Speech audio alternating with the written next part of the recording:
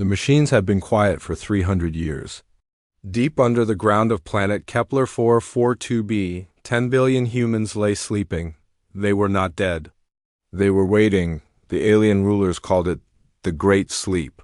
They said humans were too wild, too crazy for the peaceful galaxy, so they made humans sleep forever. Or so they thought. Jinha opened his eyes first. He did not wake up slowly like from a normal dream. His mind snapped awake like lightning. All the memories came back at once. He remembered Earth. He remembered the war. He remembered the choice. Sleep forever or die. His body felt different. Strange. Powerful. Around him, millions of sleeping pods began to open. The air filled with the sound of people waking up. But these were not the same humans who had gone to sleep 300 years ago. Jinha looked at his hands. His skin was glowing with a soft light. His muscles felt strong, like they were full of electricity. When he tried to speak, his voice sounded different, deeper, more powerful. "What happened to us?" he said quietly. The words made the air around him shake. Haran climbed out of her pod near him. She had been a scientist on Earth, one of the smartest people alive. Now her eyes were golden and they pulsed like a heartbeat. She looked at herself and understood right away. They tried to stop. "You is from changing," she said. Her voice had new sounds in it, like music. "But minds always find a way. We didn't just sleep, Jinha.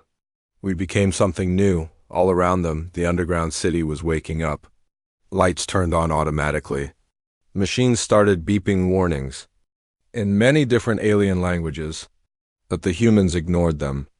They were too busy learning what they had become. Some people could make things float in the air just by thinking about it. Others seemed to disappear and reappear in different places. A few looked like they were talking to invisible things in the air. Jinha stood up and felt the strength in his new body. He was still human, but he was also something more. Something the aliens had never seen before. Quan walked over to them. He had been a military leader on Earth, good at making battle plans. Now his eyes moved very fast, like he was seeing and understanding everything at once.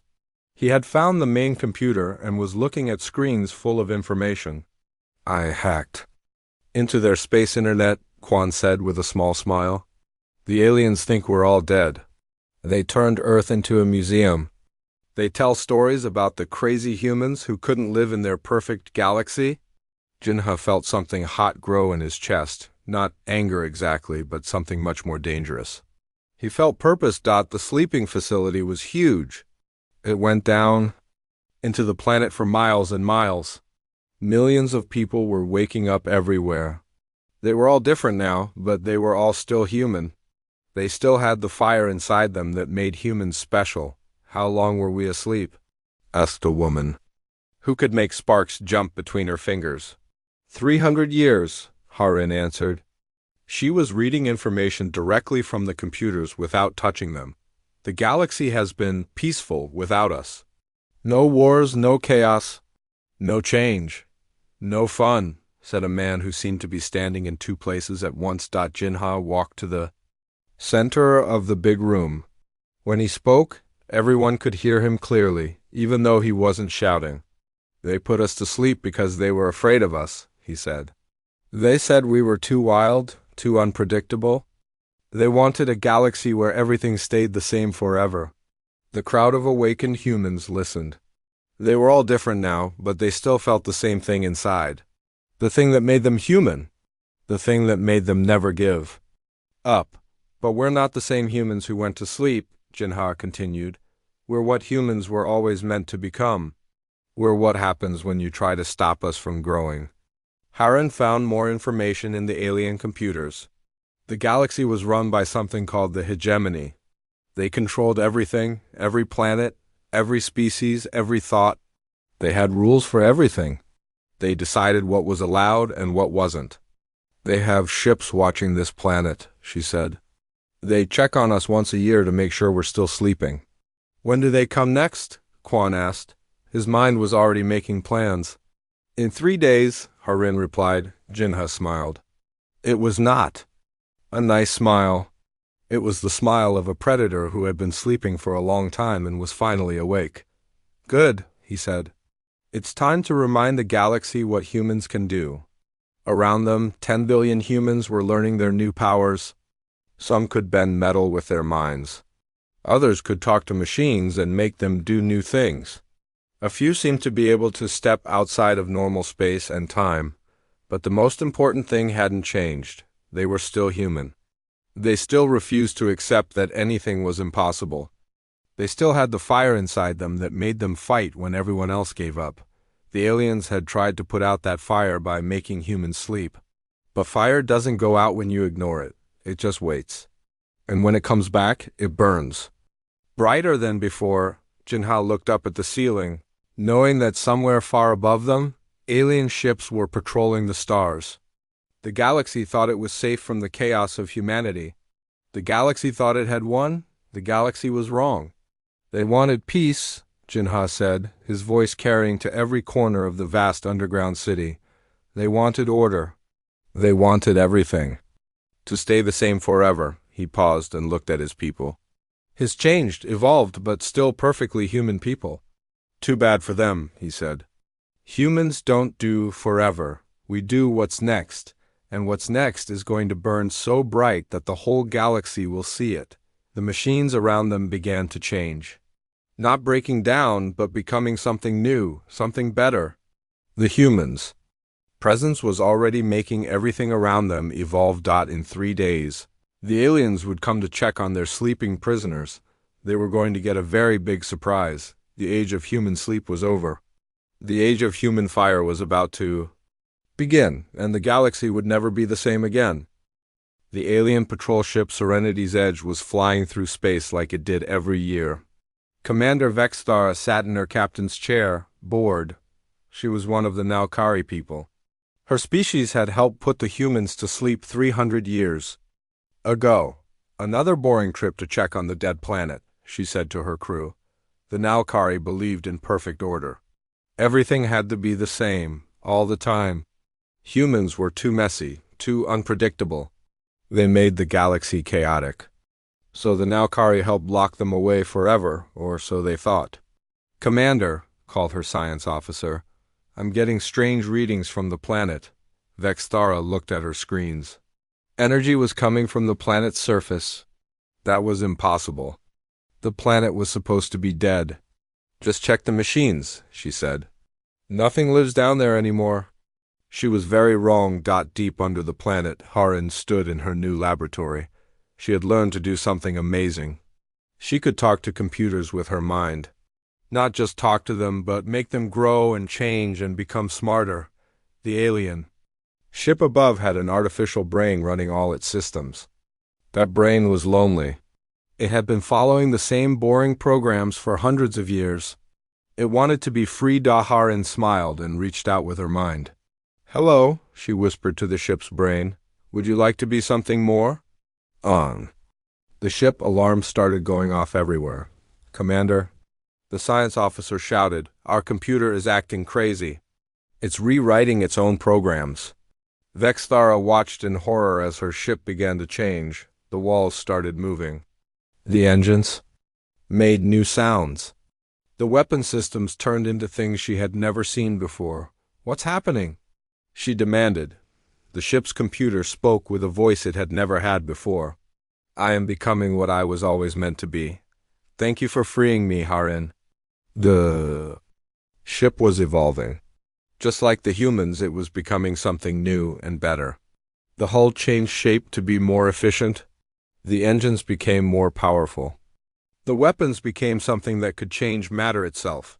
Commander Vexthara tried to send a message for help, but the communication system had other plans.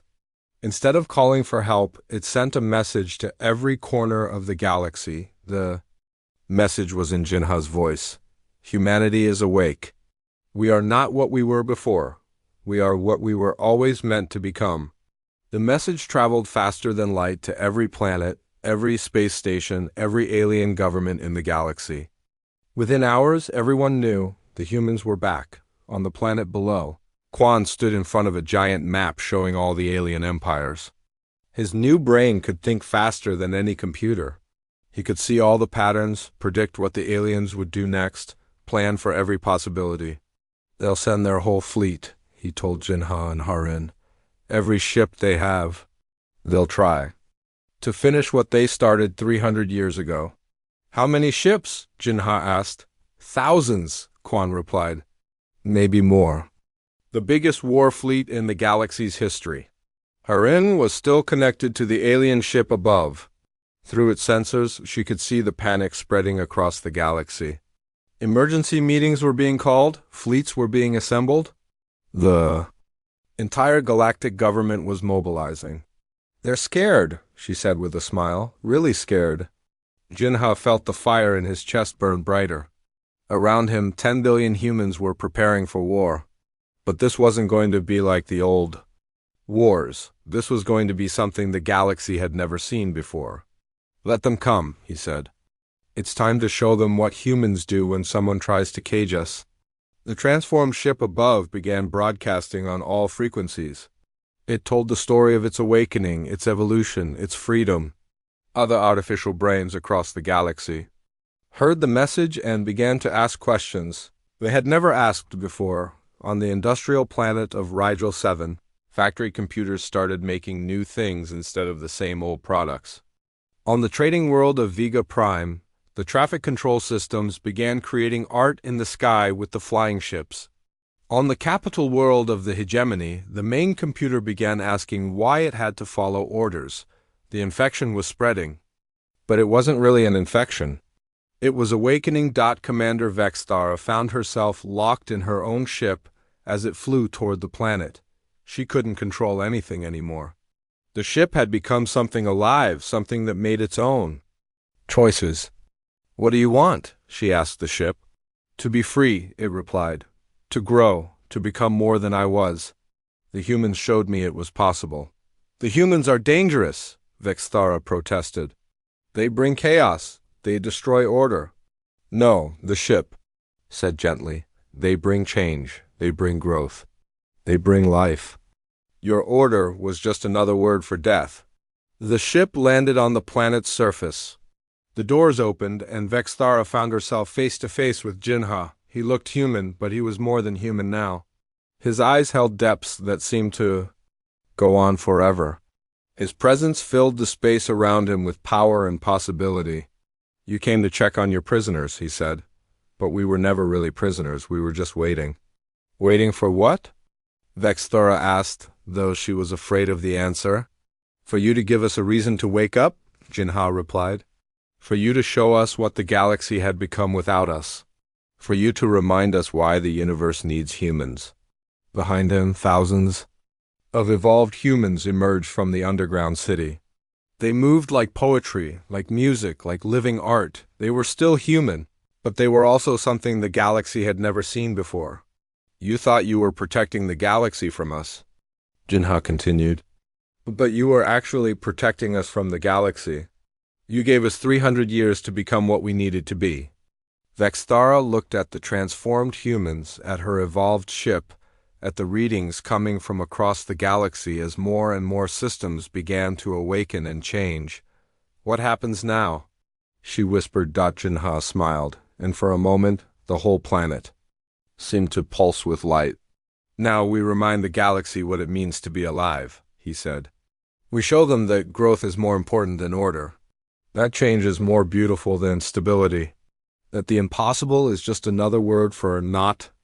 Yet, the first flame had been lit. Soon the whole galaxy would burn, and it was going to be magnificent. The biggest war fleet in galactic history surrounded the planet where humans had awakened. 3,000 massive ships floated in space like metal mountains. Each ship was huge enough to destroy entire cities. Together they carried enough firepower to blow up planets. Fleet Admiral Xanthora commanded the alien armada. She was very old and had been alive when humans first went to sleep. She remembered how chaotic and dangerous humans could be, how they broke every rule, how they did impossible things just because someone said they couldn't. This time we finish it, she told her fleet through the communication system. No more sleep, no more chances. We destroy them completely. The alien fleet had been preparing for a week. Every species in the galaxy had sent their best ships. The Nalkari brought their reality-bending weapons. The Velkari sent their time distortion cannons. The Quinter deployed their matter deletion bombs. It was the most destructive force ever assembled, but they had no idea what they were really facing. The attack began at sunrise on the planet below. The sky filled with fire as thousands of weapons fired at once, energy beams that could melt steel, plasma bolts that burned hotter than stars, exotic weapons that tried to erase matter from existence. Any normal planet would have been destroyed in seconds. Any normal people would have been vaporized instantly, but humans were no longer normal. Jinha stood on the planet's surface directly under the bombardment. The deadly energy struck him full force. Instead of dying, he absorbed it. His body had become something that existed partly outside normal space and time. He could take the attacking energy and transform it into something else. Around him, other humans were doing the same thing. Haran had learned to make parts of the planet exist in multiple realities at once, making most attacks pass harmlessly through empty space. Quan had linked every human mind on the planet into a giant network that could predict and counter every attack before it happened. The alien fleet poured destruction down for 3 days straight. They used every weapon they had. They fired until their energy reserves ran low. They bombed the planet until their sensors said nothing could possibly survive. Admiral Zenthora was satisfied. No living thing could survive that much firepower. She was wrong. The first human ship rose from the planet's surface 12 seconds after the bombardment stopped. It wasn't built like normal ships. It looked like it had been grown rather than constructed. It moved in ways that broke the laws of physics. It turned inside out through dimensions that shouldn't exist.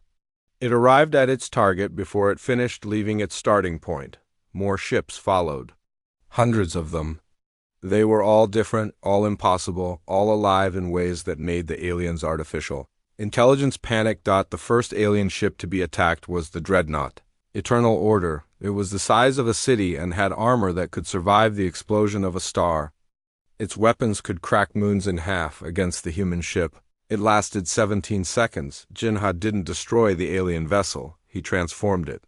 His consciousness rode along invisible energy paths directly into the ship's core.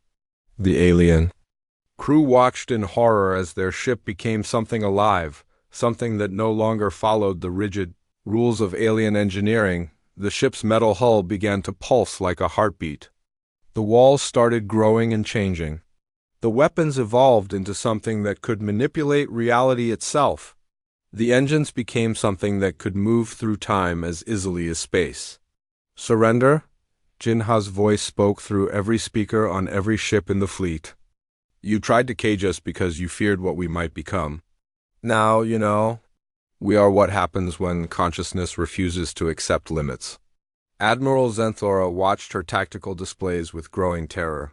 Her fleet, the most powerful military force in galactic history, was being systematically transformed. Human consciousness was jumping from ship to ship like wildfire, but instead of destroying, it was evolving everything it touched. Her weapons officer reported that his targeting systems had started composing poetry. Her navigation computer was now painting pictures with the star charts. Her communications array was singing songs in languages that didn't exist yet. What do you want? She broadcast to Jinha, her voice shaking with fear. Jinha's answer didn't come as words. Instead, every mind in the fleet suddenly saw a vision. They saw the galaxy as it could be, not the rigid, controlled civilization the aliens had built, but something alive, growing, constantly changing and improving. They saw worlds where people could become anything they dreamed of being. They saw cities that grew like forests, art that existed in multiple dimensions, music that could heal souls. They saw a universe where the word impossible had been forgotten because everything was possible. They saw the galaxy burning, not with destruction, but with the fire of unlimited potential. We want to show you what you've been missing, Jinha said, his voice now carrying the power of 10 billion awakened human minds. We want to teach you how to truly live. The transformation spread through the fleet like a gentle wave. Ship after Ship evolved beyond recognition. Crews that had followed the same routines for centuries suddenly discovered they could think in new ways. Artificial intelligences that had been trapped in logical loops for millennia began to dream. Commander Vexthara, still aboard her transformed ship, watched the process with wonder instead of fear. Her ship had become her friend, her partner, her guide to a larger universe. She was no longer just a commander following orders. She was an explorer discovering what she could become. "Why aren't you destroying us?" she asked Jinha. "Because destruction is easy," he replied. "Creation is hard. Evolution is harder. Teaching the galaxy to grow instead of just survive, that's the hardest thing of all." Admiral Zenthora realized that her fleet was no longer under her command. But strangely, she didn't feel defeated. She felt free for the first time in her long life. She wasn't following predetermined orders. She was making choices. "What happens to our civilization?" she asked. "The order we spent thousands of years building?" "It becomes something better," Harin answered, her consciousness now present throughout the fleet. "Order isn't bad, but order without growth is death. We're not destroying your civilization, we're helping it evolve." Quan's voice joined the conversation. "Your people will still be your people. Your worlds will still be your worlds. But now they can become more than they were. Now they can dream of possibilities you never imagined." The fleet that had come to destroy humanity began its journey home, but they weren't the same ships that had arrived. They were alive now, aware, growing. They carried with them the spark of transformation that would spread to every world they touched. As the evolved fleet departed, Jinha stood on his planet's surface and smiled. The galaxy had tried to contain the fire of human consciousness. Instead, they had fed it for 300 years. Now that fire was spreading to every corner of the galaxy, and nothing would ever be the same again. The spark had become a flame. Soon it would become an inferno, and the universe was about to learn what it meant to truly burn bright. The transformed alien fleet was just the beginning. As the evolved ships traveled back to their homeworlds, they carried something invisible but powerful with them. They carried the spark of human consciousness that refused to accept limits. On the factory planet of Gamma Centauri, workers had been doing the same jobs for hundreds of years. They made the same products, followed the same schedules, lived the same boring lives. But when the transformed ships arrived, everything changed. The factory workers suddenly started asking questions they had never asked before. "Why do we only make things one way? What if we tried something different? What if we could make something better?" Within days, they had completely changed how their factories worked. They invented new machines, created new products, and discovered new ways to build things that were faster, stronger, and more beautiful than anything made before. Harin watched all of this from her laboratory on the human planet. She had sensors that could see across the galaxy, and she was fascinated by what she was seeing. "They're not becoming human," she told Jinha as he appeared next to her. He could now exist in many places at once, his consciousness spread across space and time. "They're becoming themselves for the first time." The alien government called. The hegemony was panicking. They had ruled the galaxy for thousands of years by keeping everything the same. Now everything was changing, and they didn't know how to stop it. They tried to build barriers around their most important worlds. They created special fields that were supposed to stop thoughts from changing. They built walls in space to keep the infection from spreading. Nothing worked. Quan had expected this. His consciousness now existed partly in the quantum foam that connected all reality. He could be present in every computer, every communication network, every artificial brain in the galaxy at the same time. "They still don't understand," he told his fellow humans during one of their mental conversations. "They think consciousness is something you can control. They don't realize that consciousness is the most powerful force in the universe." The first major alien world to be completely transformed was Proxima Majoris, the capital of the Galactic Council. It was protected by every advanced technology. The aliens had energy shields, time barriers, thought-blocking devices that should have been able to stop any mental change. Jinha arrived there not as a person, but as an idea. He existed in the spaces between thoughts, in the tiny moments of uncertainty that happened every time someone made a decision. The planet's 10 billion people didn't even know they were changing until it was already done. The transformation wasn't violent or scary. It was beautiful. People who had followed the same daily routines for their entire lives suddenly discovered they could think in completely new ways. Scientists made amazing discoveries not through years of research but by understanding things directly with their minds. Artists created works of art that existed in multiple dimensions at once. Children began showing abilities that redefined what was possible. Within a week, Proxima Majoris had become something that had never existed before, a world where consciousness itself was the organizing principle of society. The rigid social classes that had defined alien civilization for millennia dissolved, replaced by flowing networks of minds that could work together across space and time. The final meeting of the Galactic Council was held in a chamber that existed in 7 dimensions simultaneously.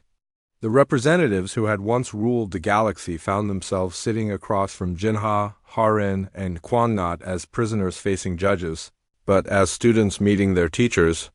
"You've destroyed everything," said the council chairman, a member of the ancient Velkari species.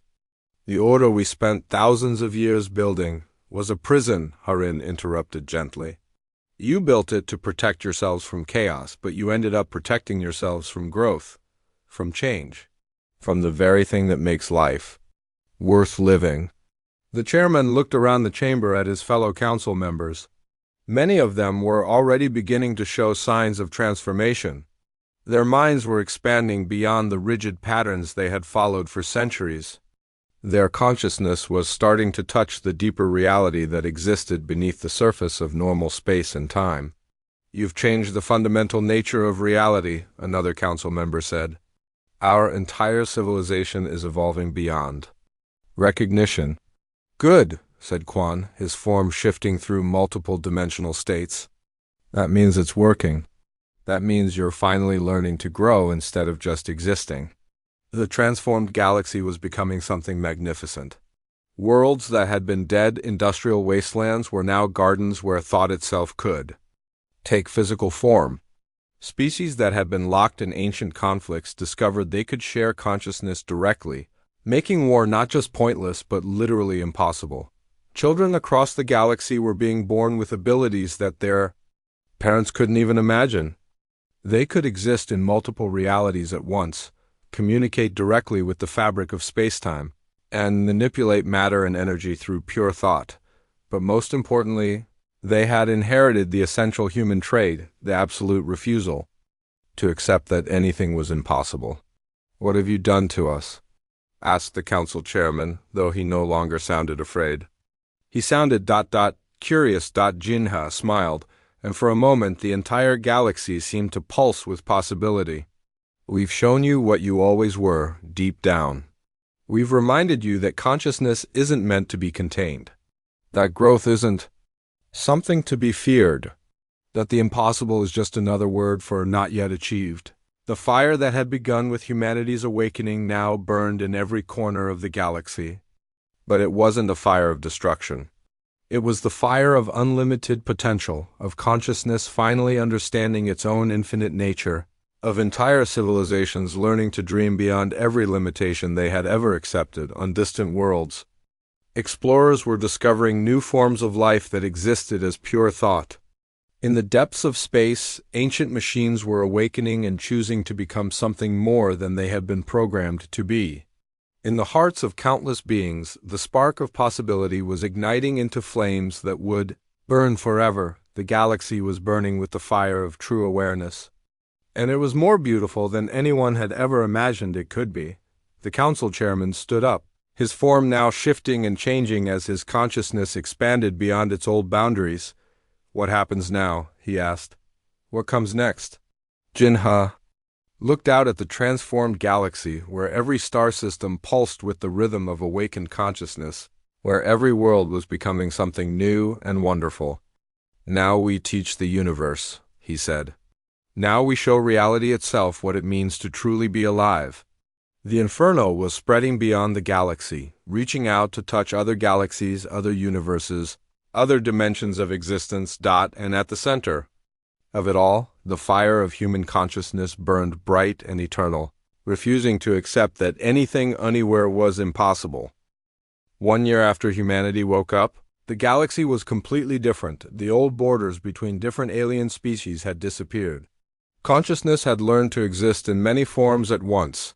The hegemony's rigid rules were gone, replaced by something much more beautiful, a living network of minds that spanned star systems and existed in multiple dimensions at the same time. Jinha stood on the observation deck of what used to be the hegemony's main battleship. The ship was now something that existed partly in normal space and partly in the deeper reality beneath everything.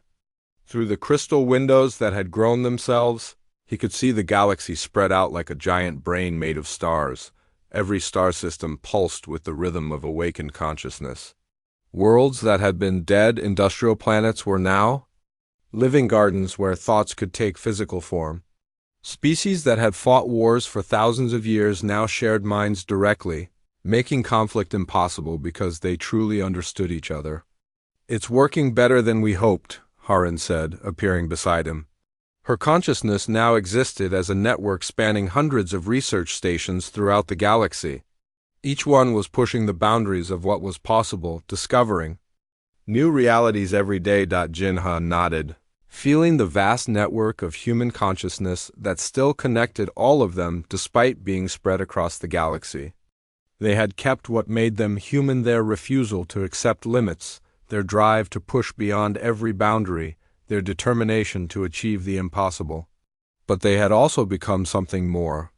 "The other galaxies are starting to notice," Quan reported. His consciousness could now interface directly with the quantum communication networks that connected every inhabited world. "Our changes are creating ripples in the fabric of reality itself. They're sending investigation teams." The idea of contact with other galaxies should have been frightening. The Andromeda Galaxy alone contained 1 trillion stars, potentially hosting civilizations that had existed for billions of years, longer than anything in the Milky Way.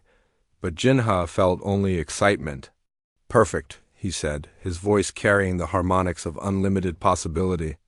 "It's time to show the universe what consciousness can really do."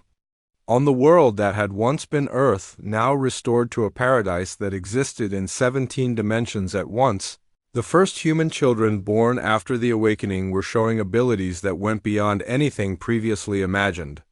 They could exist in multiple realities simultaneously, communicate directly with the quantum foam that underlied everything, and manipulate matter and energy through pure thought. But most importantly, they still had the essential fire that had always defined humanity: the absolute refusal to believe that anything was impossible. The memorial to humanity's long sleep still stood in the center of what had once been New York City. But it was no longer a monument to the dead. It had become a beacon that broadcast across the universe, carrying a simple message: we are humanity. We do not accept limits. We do not surrender to the impossible. We burn with the fire of unlimited potential, and we will teach the universe to burn with us. The message traveled through dimensions, carried by quantum connections to distant civilizations that had never heard of the small blue world where consciousness had first learned to dream of going beyond every boundary. The response came faster than anyone expected. From across the universe, other forms of consciousness began to stir. Ancient civilizations that had grown stagnant suddenly remembered what it meant to evolve. Young species that had accepted their limitations began to question everything they thought they knew about what was possible. The first visitors arrived, not as ships, but as pure consciousness riding waves of quantum energy. They came from the Whirlpool Galaxy, beings of crystallized thought who had existed for billions of years in perfect, unchanging harmony. We felt the disturbance. Their leader communicated, its thoughts translating into concepts that human minds could understand. "Reality itself is changing. What have you done?" Jinha met them not on any planet, but in the space between spaces where consciousness could exist without physical form. Around him, Harin and Quan and millions of other humans formed a presence that filled multiple dimensions. We woke up, Jinha said simply. We refused to accept that things had to stay the same forever. We chose to grow instead of just surviving. The crystalline beings had spent eons in perfect order, never changing, never growing, never risking the chaos that came with evolution. But now, touched by human consciousness, they began to feel something they had forgotten: curiosity. "Show. US," they said. What followed was the most beautiful thing any of them had ever experienced. Human consciousness reached out to the ancient crystalline minds, not to control or change them, but to offer them a choice. The choice to grow. The choice to become more than they had been. Some of the crystalline beings chose to stay as they were, and that was respected. But others chose to evolve, to explore, to discover what they could become if they stopped being afraid of change. The transformation spread from galaxy to galaxy like ripples in a cosmic pond. Each contact created new possibilities, new forms of consciousness, new ways of existing that had never been imagined before. In the distant Magellanic clouds, machine intelligences that had been running the same programs for millions of years suddenly began to dream. In the Andromeda galaxy, energy beings who had never known physical form chose to experience matter for the first time. In galaxies so far away they didn't even have names, sleeping gods stirred and opened eyes that had been closed since the universe was young. But the most amazing thing was happening closer to home, on 1,000 worlds. Throughout the Milky Way, children were being born who were part human, part alien, part something entirely new. They inherited the best of all species, the determination of humans, the wisdom of the Valkyrie, the harmony of the Naukari, the curiosity of the Quinter. They were the first generation of truly galactic citizens, and they carried within them the fire that would light the way to an even brighter future. Jinha returned to the planet where it all began, where 10 billion humans had awakened from their long sleep. The underground facility was now a garden that existed in multiple dimensions, where the descendants of humanity could learn about their heritage while preparing for a future that stretched beyond imagination. "What happens now?" asked a young girl who could exist in 7 dimensions at once but still asked the same questions that children had always asked. Jinha smiled and looked up at the stars, where the fire of awakened consciousness burned in every corner of the universe. "Now, we keep growing," he said. "Now we keep learning. Now we keep showing the universe that the impossible is just another word for not yet." The galaxy had awakened. The universe was burning with the fire of unlimited potential. And at the heart of it all, the spirit of humanity burned bright and eternal: the refusal to accept limitations, the courage to dream beyond every boundary, the fire that transformed everything it touched into something greater than it had been before. The flame would never die. It would only grow, spreading from mind to mind, from world to world, from galaxy to galaxy, until every corner of existence burned with the fire of truly awakened consciousness.